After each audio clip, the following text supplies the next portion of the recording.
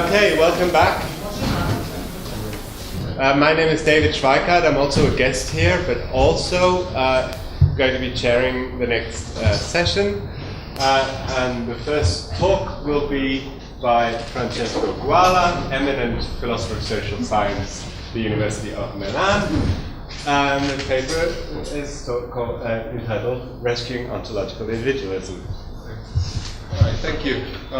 So when I proposed the title, I didn't realize that it was so much a kind of collective intentionality-focused workshop. But anyway, it's social ontology, and maybe you will also make some connections with issues of collective intentionality. Apologies to those who were in Boston and have already seen this, like David, so you can fall asleep for half an hour. It's not a problem. Okay, right, so there's quite a lot of technical terminology here, so let's start from some terminology. So I'm not going to talk about Marx or Lenin, okay, so when I'm talking about materialism, I'm borrowing a term that has been used recently by Sally Haslanger, and she has used it in a paper recently to refer approvingly to the work of people like Brian Epstein, who in the Antrap have introduced an interesting new argument to challenge ontological individualism. So materialism is the thesis that many social facts are dependent on material facts, so facts that are not even about humans, let alone individuals. And according to Brian, materialism is inconsistent, or can be used as a counterexample, to refute ontological individualism. So the idea, roughly speaking, that social objects or properties or facts are dependent on individual objects, properties, facts, and so on. Two things to notice. This is a rough formulation, and as we will see, being precise matters in this debate. So we're going to try to be a little bit more precise later. And second thing, there is the only down there, which is also important, and I'm going to talk about this in a minute. Okay, so what I'm going to argue in a nutshell is this. So I will not defend ontological individualism in this paper. I will just show that it's not as easy to kill as Brian and others, probably also Sally Haslanger, think. I'm going to argue that the materialist argument works only if we endorse what I call a generous conception of social properties and social facts. But I will also argue that individualists should not take such a generous conception.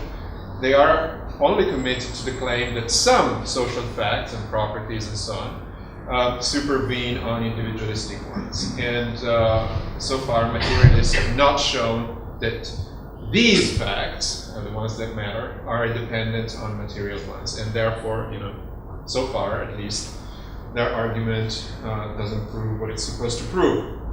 So this is the structure of the paper. Okay, let me start from ontological individualism. I mean, I don't know how many of you are familiar. I mean, you're all kind of social ontologists, so you should be familiar with this. So I'll kind of go through it fairly quickly. But ontological individualism has become what I call the received view nowadays. I mean, if there is one view that is pretty much accepted by almost everyone, is ontological individualism. And partly it is accepted because it's kind of harmless. I mean, it doesn't. Everybody agrees that it doesn't imply anything particularly tricky or controversial.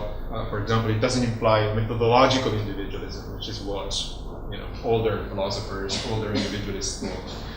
So the received view is that social properties are multiply realized or supervene upon individualistic properties. Okay, that's the core idea behind ontological individualism.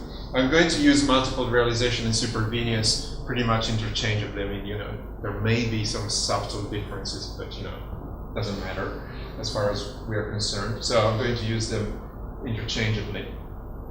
And what does it mean? That they're multiply realized. Well, there are various ways to put it. One way to put it is that once you fix all the individual facts, you also fix all the social facts, okay, but not the other way around. Okay, so if you fix the social facts, then these can be multiply realized. You can have different kinds of arrangements at the individual level. Another way to put it is that there is token identity between social and individual facts and properties, but there is no type identity. And the reason why a lot of people are happy with this idea is that at the same time it provides a neat kind of ontological picture that justifies the existence of an independent social science that doesn't require, for example, psychological or individualistic foundations, it also justifies the philosophy of social science. This is, I think, one of the reasons why philosophers are quite keen on it, because otherwise, all the philosophy of social science reduces, to the philosophy of psychology or something else, right? So that's why a lot of philosophers are happy with this. Okay, so you're probably familiar with this. It has been called the most reproduced graph in contemporary philosophy. So it's an adaptation of Jerry Fodor's picture in his 1974 paper on multiple realization. So the idea is that we have social properties up here, which are connected by these arrows, okay? And in the old days, these arrows used to represent social laws. But nowadays, law is a kind of unfashionable concept. So, think about them as you wish. Social causal generalizations, social mechanisms, whatever. And down here you have, these as properties that are multiply realized down here. And we have multiple connections, causal generalizations, mechanisms holding at the individualistic level down here. Okay? So this is one way to represent it. Okay, so what is the materialist challenge? The materialist challenge is this. So materialists like Brian claim that social facts are not identical with individualistic facts, even at the level of tokens. Okay, so even at these kind of singular connections. They typically supervene on human and material facts. And in order to argue this, so facts that are not about humans, not even humans, let alone individuals. So the way they argue this is usually by means of examples. Okay, so the simplest example, the one that we all use probably too much, is the piece of paper, right, which is money, not a dollar in this case, but Serbian money. The fact that this is money does not depend just on our attitudes, but also on some physical properties of this piece of paper. So, it has a certain color, it has a certain print on it, and there's also a physical process of how it's being produced that matters. So, it's being produced, I don't know exactly where here in Serbia, but I don't know, let's say by the Serbian Central Bank to simplify. All these physical facts are important and play a role in making this piece of paper money. Brian Epstein has also other examples in his book and also in previous articles. I'll just mention two very quickly. One has to do with the 2000 elections in the United States. When the fact that George W. Bush became the president of the United States depended on a number of physical facts, very real, concrete physical facts. For example, about certain holes that were punched onto ballot cards in Florida. And these are the hanging chads, the infamous hanging chads. So, really depending on the shape of the hole, that counted as a vote or not. And, depending on the shape of the holes, therefore, George W. Bush was or was not, the President of the United States. The other example that he uses involves Starbucks, and he uses a rather long example where basically, but the gist of it is this. I mean, he says, that the fact that the Starbucks Corporation or any other corporation, is solvent and in good shape depends not just on facts about the individuals that work in Starbucks, but also a lot of facts about, for example, machines, and other material things that constitute Starbucks. And he has a thought experiment. He says, well, imagine, during the night there is a spike in electricity, and this destroys all the machinery, and suddenly Starbucks goes into bankruptcy. And he says, well, all these social facts, so the bankruptcy of Starbucks, depend on some material facts, on some physical facts. In this case, the electricity spike and the melting down of the machines and so on. Okay. Okay, I'm going to skip a lot of quotations because otherwise we're never going to get to the end. But in general, apart from the example, what is the general point? I mean, the general point is this, that supervenience on individualistic facts, typically, on individualistic facts only, right, typically fails when status properties are involved. Properties like being a dollar, being the winner of the presidential elections, being a solvent company, and so on.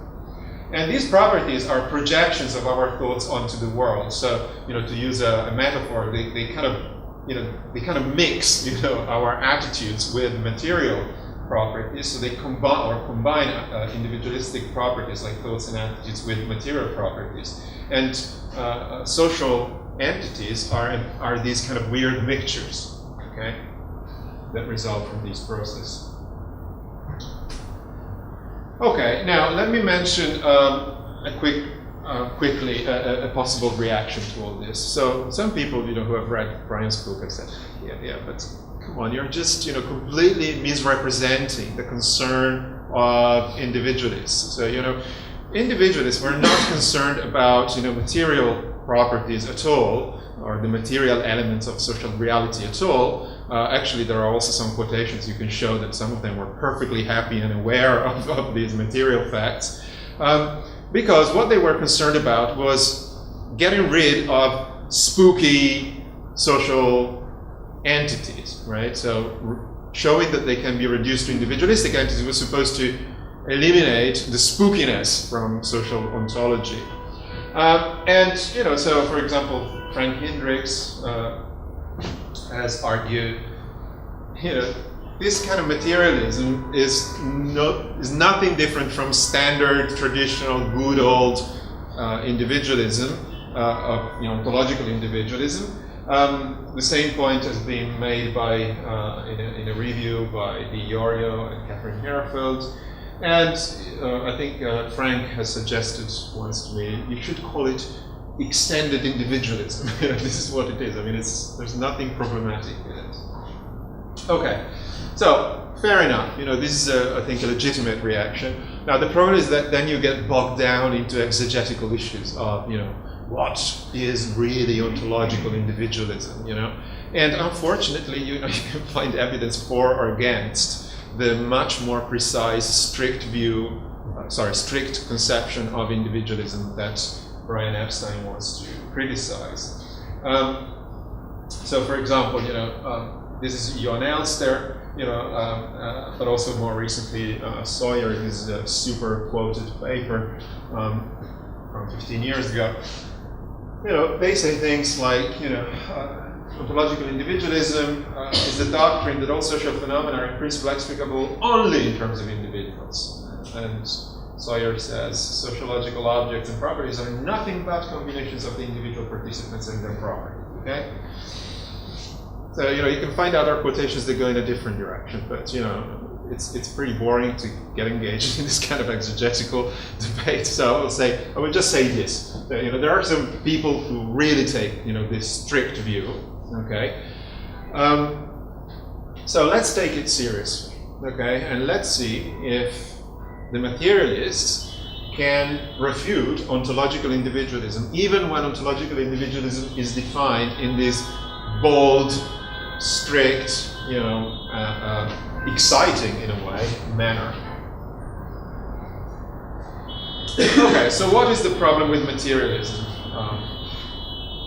This is my argument. So the argument goes like this. So classic individualists, this is a very important point, we're going to come back to this at the end, really were not concerned about the constitution of ordinary objects. Okay, so they didn't care very much about ballot cards or dollar bills. Okay. What they are concerned about is the reducibility of social laws to individualistic laws. Okay, I'm going to continue to use law, but again, replace it with whatever you prefer. So, generalizations, they were concerned about generalizations, for example, about voting, or generalizations about money, and so on and so forth. So, for example, the S predicates in Fodor's diagram refer to explanatory properties that occur in the theories of a special science, so a sociological theory or an economic theory. So, individualism used to be, still is, I argue, a thesis about scientific ontology, not about the ontology of ordinary objects. So another way to put it is this. If you take Fodor's diagram, you have to keep in mind that it has two dimensions, not just one. Okay? So there's a horizontal dimension and there is a vertical dimension. So the materialist challenge or the materialist argument works by focusing on the vertical dimension only, okay, and forgetting about this dimension. And this is important because if you focus just on the vertical dimension, then you can suggest implicitly, at least, that OI, you can interpret OI as a thesis about the constitution of ordinary objects. Okay, so let me explain what I mean by that. For example, the electricity peak that sends Starbucks into bankruptcy is not mentioned in any scientific theory, okay, in social science. Okay, there are scientific theories in engineering and physics, okay, but in social science you will not find theories about electricity peaks. Okay? So, electricity peaks do not figure anywhere here because there are no laws of this kind, right? And therefore, the fact that electricity peaks are material or physical entities partly, doesn't matter at all for ontological individuals.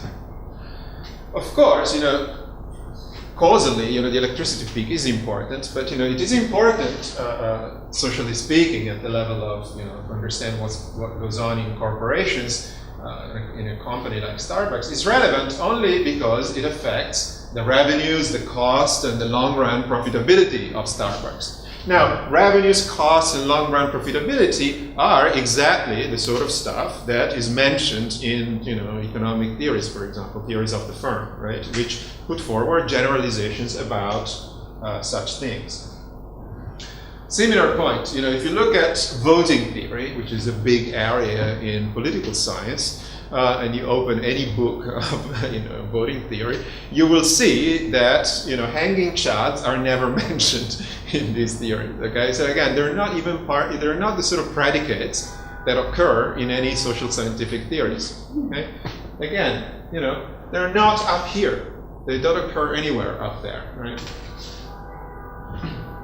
And so on and so forth. Okay, so I argue that for any example, okay, that so far they have come up, Brian and others have come up with, you can find, this problem applies.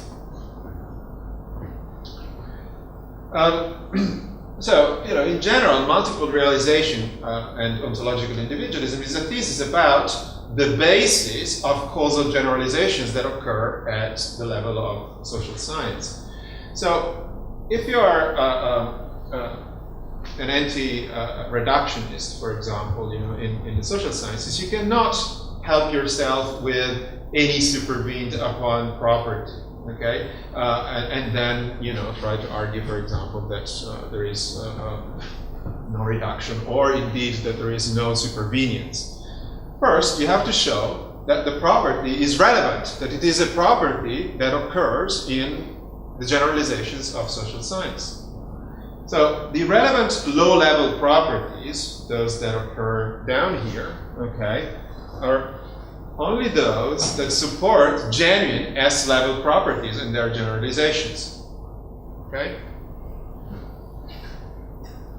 Now, this argument is not, this is not a new point. If, for example, in the philosophy of mind and the philosophy of biology, there has been quite a lot of discussion about similar issues. And in particular, the problem is how to understand the very notion of supervenience, or the very notion of multiple realization. And basically, a lot of the things that I've just said have been pointed out by people like Ruth Millikan or Shapiro, Weizkopf, and others. And it's useful to understand what is going on. If we make an analogy, for example, between another kind, in this case, it's an artifact kind, which is defined functionally. Right? So take the kind corkscrew. Okay. Now, corkscrews do their job, so they perform their function, like corporations, elections, and so on. They perform their functions in different ways, right? And it is true that some corkscrews are made one material, the other one are made in another material. So, for example, some are made of aluminium and some are made of steel. But what matters is whether these properties are causally relevant for the function that they perform. Okay? So if they are causally irrelevant, if what really matters are not what they're made of, but other properties like, for example, their rigidity, their length, etc., then we shouldn't really speak of multiple realization. Okay? What we need is a difference in the causal mechanism that performs the job, the function that is relevant for that particular artifactual kind. Okay, so this is an example taken from a paper by Shapiro. It says, steel and aluminum are not different realizations of a waiter's corkscrew because, relative to the properties that make them suitable for removing corks, they are identical. Okay, so they don't really count. So similarly, whether a dollar is made of paper or copper or computer bytes, electronic bytes, is totally irrelevant when we need to explain its function, its social functions, the way it works. Or, to take a Durkheimian example, whether Protestants kill themselves with ropes, guns, or poison is irrelevant to explain why they do it more frequently than Catholics, which is what Durkheim, social scientists are concerned about. So this is why social science theorists generally ignore these material properties. They ignore them because they're not relevant for the sort of explanations and the sort of generalizations that they're interested in. So dependence on material facts may refute, of course, in principle, it may refute ontological individualism, but only if genuine social facts genuinely supervene on material facts. And this is what has not been demonstrated by Epstein and Arslan. Okay, I will skip these quotations, but basically, Ruth Millikan has made the same points. Sometimes different mechanisms accomplish the same, operate in accordance with different principles. Other times they represent merely different embodiments of the same principles. So merely, it doesn't really matter in these cases. Okay, so to sum up. So in order for the argument to work, the materialist helps himself with a generous notion of social fact. all social facts count. I mean, there are some really beautiful paragraphs in Brian's book where he actually says that. He says, we have to take as many social facts as possible into account, because then, we can refute ontological individualism. He doesn't quite put it that way, but he does say, we have to have a very encompassing view of social facts. And it's understandable why, because if you do that, then the target is easier to hit, is easier to refute. But, as I said, ontological individualists must reject this generous attitude, and they must be selective. Social properties and social facts are precious. Not any fact counts as a social fact. Now, once you do that, if you are selective, once you are selective, you take only the social properties that matter, then it's not so obvious that they supervene upon material properties. This is the key step. This is what has to be demonstrated, and it hasn't been demonstrated yet. Okay, so these are the sort of claims that I think the ontological individualists should resist. Ontological individualism is a universal claim. It holds that every social fact, without exception, fully depends on some set of individualistic facts. No, definitely not.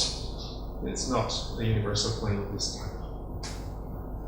Okay, let me finish because my time is over. Now, what's the point of presenting this paper? I mean, we're not just here, sort of making. The point is not just to create trouble for Epstein. I think it's a little bit more than a small dispute or a terminological dispute about what we call ontological individualism or not.